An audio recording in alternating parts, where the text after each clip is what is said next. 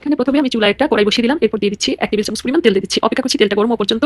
তেলটা গরম হয়ে আসলে এখানে এলাচ, দারচিনি, তেজপাতা দিয়ে দিচ্ছি ইচ্ছে মতো 3 থেকে 4টা করে। কিছু পেঁয়াজ কুচি দিয়ে দিচ্ছি। এরপর পেঁয়াজটাকে একটু 2 থেকে 3 মিনিটের মতো ভেজে নেব। যখন একটু বেরেস্তার মতো ভাজা হয়ে যাবে ঠিক সেই পর্যায়ে এখানে দিয়ে দিচ্ছি 2 টেবিল চামচ পরিমাণ পেঁয়াজ বাটা, রসুন বাটা 1 টেবিল চামচ পরিমাণ, আদা বাটা 1/2 টেবিল চামচ পরিমাণ। এরপরে মশলাটাকে আমি খুব ভালোভাবে কষিয়ে নিচ্ছি। কষানোর পরে সামান্য একটু পানি দিয়ে দিচ্ছি। পানি দিয়ে অন্যান্য মশলা যেগুলো দিব সেগুলো দিয়ে দিচ্ছি।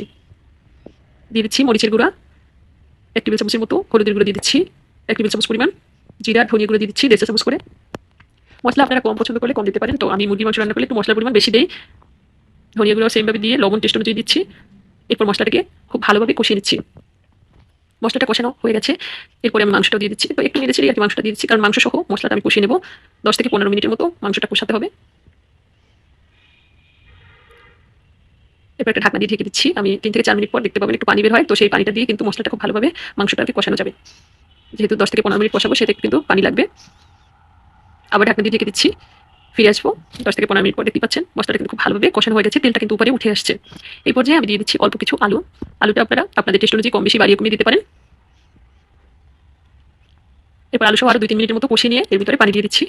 পানিটা দিয়ে জাল করবো 15 থেকে 20 মিনিট। তাহলে কিন্তু রান্নাটা হয়ে যাবে। তাহলে ফিরে আসছি 15 থেকে 20 মিনিট পরে। তো দেখতেই পাচ্ছেন আমার রান্না একদমই শেষ পর্যায়ে। তো এই পর্যায়ে আমি